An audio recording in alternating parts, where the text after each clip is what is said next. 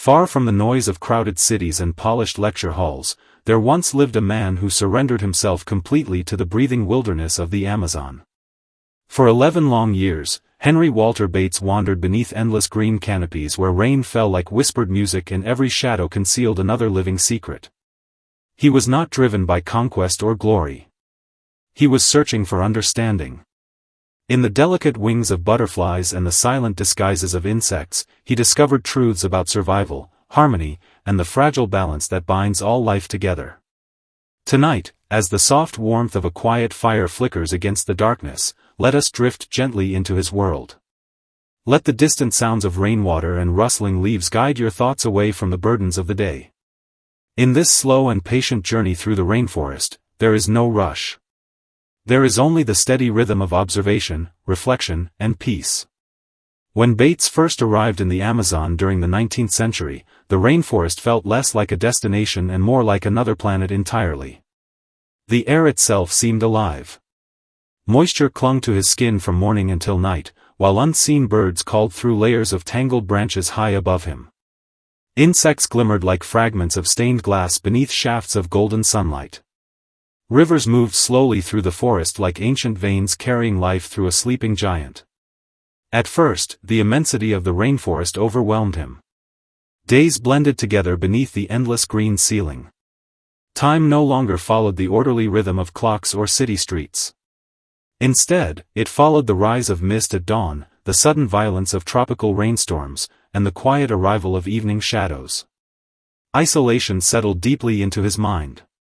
Yet rather than resisting it, Bates slowly allowed himself to become part of the forest's rhythm. He learned that survival in the Amazon demanded patience above all else. To truly see the rainforest, one had to remain still. So he sat quietly beside streams for hours, watching tiny creatures move through their hidden routines. He observed butterflies whose wings mimicked dead leaves so perfectly that they vanished against the forest floor. He studied harmless insects dressed in the colors of dangerous species, surviving not through strength but through illusion. These subtle acts of imitation fascinated him beyond measure. In those tiny disguises, Bates saw something profound. Nature itself was teaching him that life did not always endure through dominance. Sometimes survival belonged to the gentle, the adaptable, and the unseen. The rainforest was not chaotic as many outsiders imagined. Beneath its wild appearance existed an invisible order, a silent agreement between countless forms of life. As months turned into years, Bates became less like an explorer and more like a quiet listener. The forest slowly reshaped him. The restless ambition that had once driven him faded into something calmer and deeper. He no longer viewed himself as separate from the natural world. Instead, he began to feel woven into it, like another small thread in an endless living tapestry. His days followed simple rituals. At dawn he would rise beneath pale gray skies and venture through muddy trails with notebooks carefully protected from the damp air. He collected specimens with extraordinary care, treating even the smallest insect with respect. At night he sat beside weak oil lamps in wooden shelters while rain drummed steadily against the roof. In those quiet hours he wrote page after page of observations in neat handwriting, preserving moments that would otherwise vanish into the endless breathing darkness of the jungle. There were hardships, of course. Fever visited him more than once. Food was sometimes scarce. Strange sounds echoed through the forest at night, reminding him how vulnerable a human body truly is beneath the towering trees.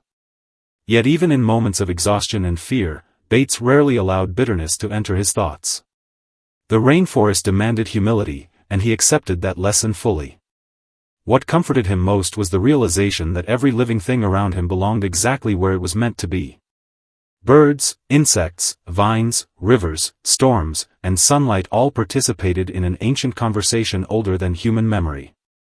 Watching this vast harmony unfold day after day gave him an unusual sense of peace. The modern world, with all its noise and urgency, seemed very far away. Sometimes, after long journeys through flooded forests, he would pause beside the riverbanks at dusk and simply listen. The jungle at evening possessed a strange softness. The harsh brightness of day faded into silver mist while the air filled with distant insect songs.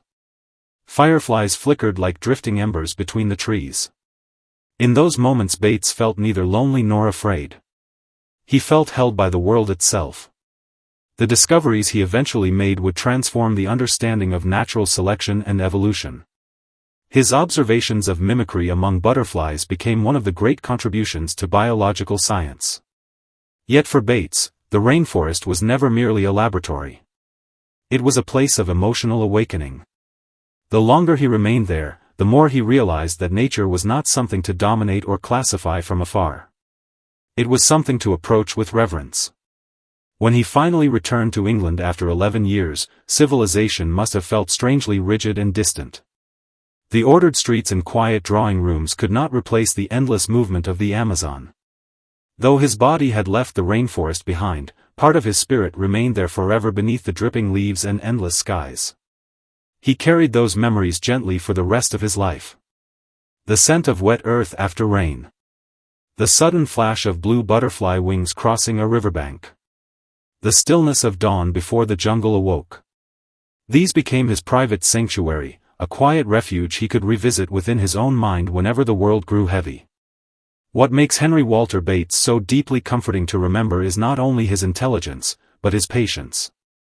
He spent 11 years studying creatures most people would never even notice. He devoted himself to understanding small details that others dismissed as insignificant. In doing so, he revealed a truth that feels especially meaningful in restless modern times. Peace does not always arrive through grand achievements or loud victories. Sometimes it is found by sitting quietly enough to notice the hidden harmony already surrounding us. Now the fire burns lower, and the rainforest of his memories grows soft and distant like a dream fading gently before dawn.